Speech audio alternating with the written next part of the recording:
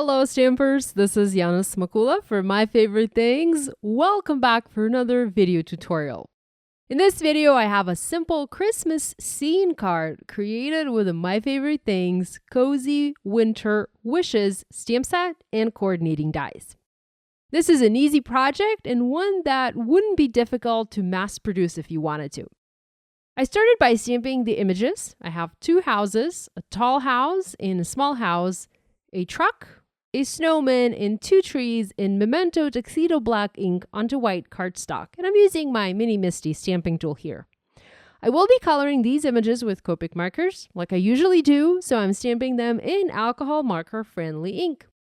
Now, I'm not one to spend a lot of time on coloring, so I just do basic coloring here. I'm using W5, W3, and W1 colors to color the houses white, or light gray, I should say. The gray adds shading and helps these images appear somewhat dimensional. I added the darker grays under the roofs and under the windows and blended the darkest W5 with W3 and W1 colors.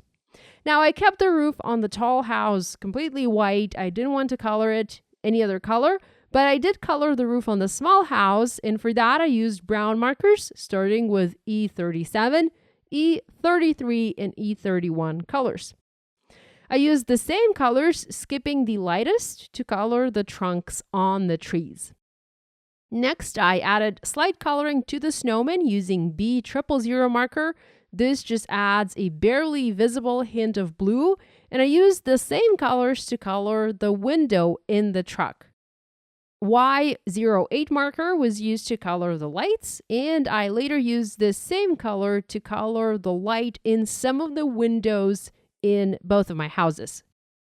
Next, I used a C10 and C7 markers to color the wheels and the hat on the snowman, and also C5 to blend the colors on that hat and begin coloring the bumper on the truck.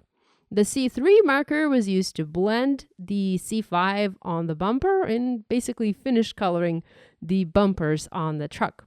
Next, I used R27, R24, and R22 markers to color the scarf on the snowman, the little front entry roof, and the truck red. I wanted to have a nice holiday truck here for this card. And finally, I used YG17, YG03, and YG01 to color the trees green.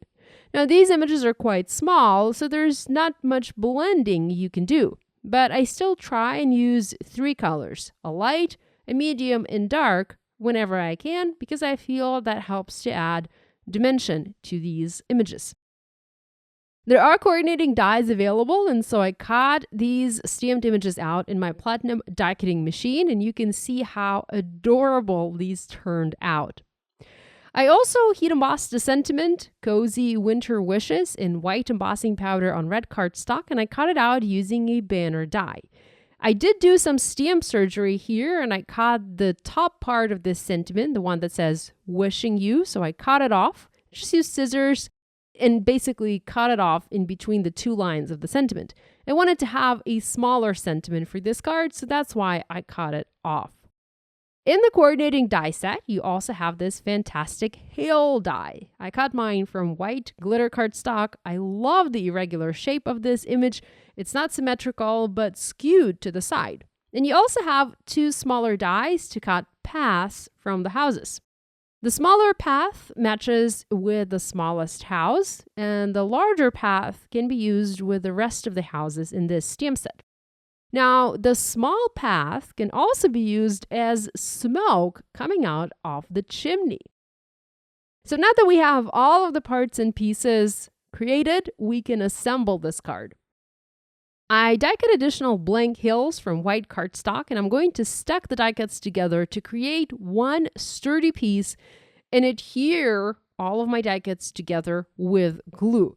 I love this trick. This adds a lot more sturdiness to my die cut pieces.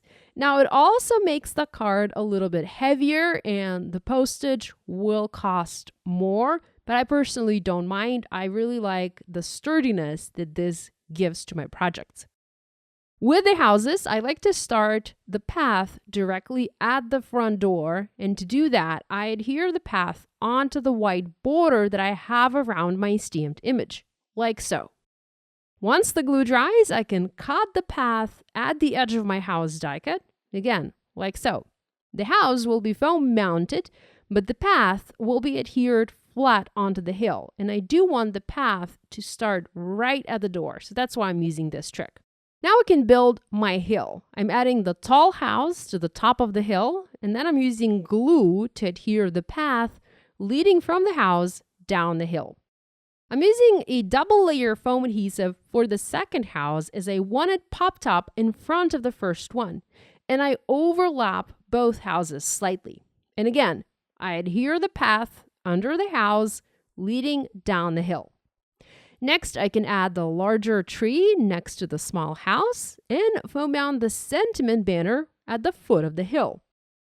I also have a little snowman, and he's going to go over the banner and over the tree, overlapping it slightly. So I'm using a double layer of foam adhesive for him as well, just like so. I have the truck left, and I'm adding that to the left-hand side of this hill and going to pop the small tree inside the truck. And here's a closer look at our hill. It finishes the focal point for our card. Now with cards like this, I like to use colored cardstock for the background. So I have a panel of dark blue, and I'm just going to foam mount the hill slightly towards the bottom of my card. I already adhered the blue panel to an A2 white side folding card base, and the blue here signifies a night sky. I'm going to add smoke coming from the chimney of the larger house, and I cut the smoke piece from white cardstock, and all that's left to do now is to add some fake snow. For this, I like to use the white pen, and I just add a bunch of various sized dots onto the background, mimicking snow. Now, you could also use a snow stencil and maybe some white glitter paste or regular white paste if you want it. I'm a fan of opaque white pens, so I just add my snow by hand by drawing each dot on the background. Now, I do keep away about 1/4 of an inch away from the edge of the card, creating an invisible border here. So this helps to frame the card and direct the eye of the viewer to the center, to my focal point. And here's a look at the finished card. I actually made 2 already. I really like this design. So one is slightly different. The sentiment is smaller, the sentiment banner, and I have yellow light in the windows, and the other one doesn't have the light in the windows. I had a blast making these cards and coloring the images from this stamp set. I hope you feel inspired to create. Thanks so much for joining me today. Subscribe now and hit that bell icon not to miss any new card making tutorials. Thanks for watching. Love you guys, and I'll see you next time.